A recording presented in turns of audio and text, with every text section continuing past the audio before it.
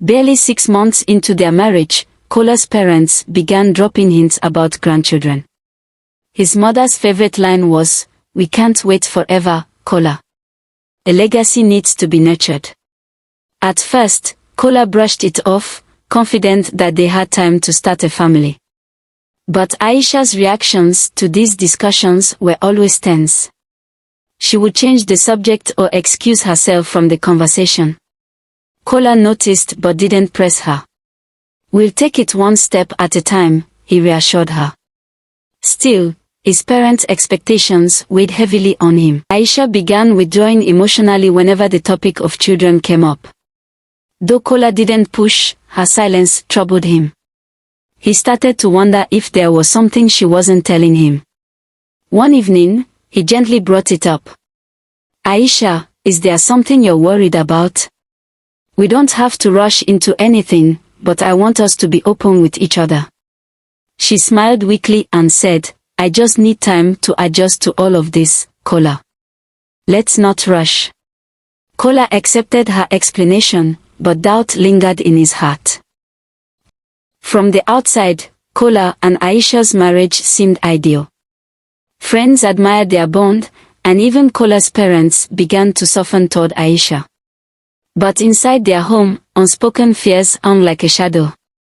Aisha threw herself into her art, creating some of her most emotional pieces. Kola noticed how she avoided anything related to motherhood, no baby names, no plans for the future. Though he didn't say it aloud, he began to suspect there was more to her reluctance than that. Kola's suspicions deepened one afternoon when he found a medical file tucked away in Aisha's studio. The name on it was hers, but the contents were too technical for him to understand. He confronted her that evening, holding the folder. "Aisha, what is this?" he asked, his voice calm but firm. Aisha's face turned pale. "It's nothing, Kola. Just some old records from when I was a child." Though she brushed it off, her reaction only fueled Kola's unease. He decided to give her space but silently resolved to find out the truth. As Kola dealt with his growing suspicions, his mother intensified her pressure. "Kola, you need to ensure this marriage works. If there's a problem, address it now before it's too late," she warned. Kola, tired of the interference, snapped. "Mother, this is my marriage. Leave it to me and Aisha." Though his mother retreated, her words left him unsettled. He began to wonder if there was indeed a problem he had been ignoring. 2 years into their marriage, Kola accidentally uncovered the truth. While organizing their shared desk, he came across detailed medical documents that confirmed Aisha's condition. She had a rare congenital disorder that stopped her menstrual cycle during childhood, making it nearly impossible for her to conceive. Kola's heart sank. He felt a wave of emotions, shock, sadness, and anger. Why hadn't she told him? He realized this secret was why she avoided conversations about children and dodged his parents' questions. That evening, Kola confronted Aisha. "How long were you going to keep this from me?" he asked, holding up the medical file. Aisha froze, tears welling in her eyes.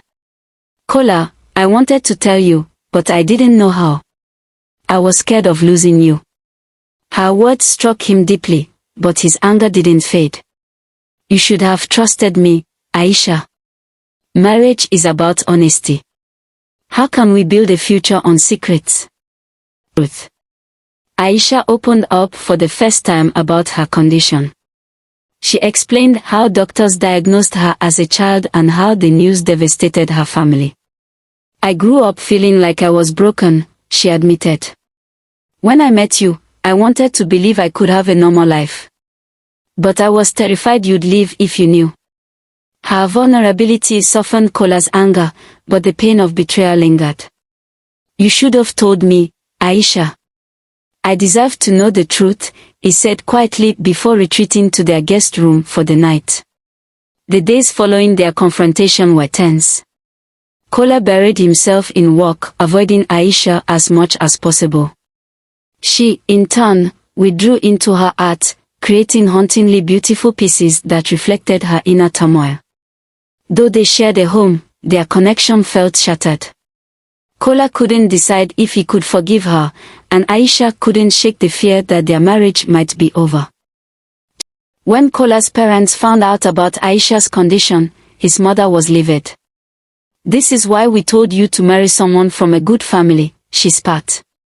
"You need to end this marriage, Kola. It's not too late to start over." Kola was torn. Though angry at Aisha's deception, he still loved her. But his mother's relentless pressure made him question whether their marriage could survive. Aisha felt completely alone. Kola's coldness and his family's judgment weighed heavily on her. She considered leaving to spare him further pain, but the thought of losing him broke her heart. Late one night, she sat in her studio, painting through her tears. The piece she created, a single broken feather against a stormy background, was her way of expressing the fragility of her life and love. Sure, Kola found himself at a crossroads. Despite his love for Aisha, the betrayal of her silence and his family's growing disapproval made him question the future of their marriage. He confided in his closest friend, Tund, hoping for clarity. "Kola," Tund said, "love isn't perfect. Aisha was wrong to keep this from you, but she did it out of fear, not malice. Ask yourself, can you truly live without her?" Tund's words lingered in Kola's mind. While he couldn't deny his hurt, he also couldn't ignore the bond he shared with Aisha. Unable to endure the silence any longer, Aisha approached Kola. "I know I hurt you," she began, her voice trembling. "But I love you, Kola. I've loved you since the day we met.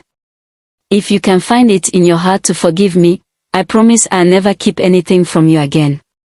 Kola stared at her, his emotions conflicted. "Aisha, love isn't just about words. It's about trust. You broke that." Aisha nodded, tears streaming down her face.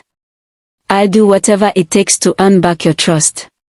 Desperate for clarity, Kola visited his father, hoping for wisdom.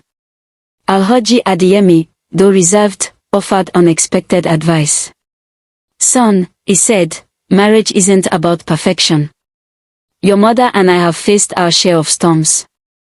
The question is, do you believe this woman is worth fighting for?" Kola left their conversation with a sense of resolve. He realized that while his trust had been shaken, his love for Aisha remained strong. Kola and Aisha began attending counseling sessions together. Though hesitant at first, the sessions allowed them to unpack their emotions in a safe space. Through these conversations, Kola began to understand the depth of Aisha's fear and pain. Aisha, in turn, saw how deeply her silence had hurt him. Though progress was slow, they started rebuilding their connection. News of Aisha's condition spread through Lagos elite circles, sparking gossip and judgment. Kola's mother, embarrassed by the scandal, distanced herself from the couple. Despite the whispers, Kola stood by Aisha publicly. At a family event, when a distant relative made a snide remark, Kola interrupted. "Aisha is my wife, and I stand by her. If you can't respect her, you don't respect me."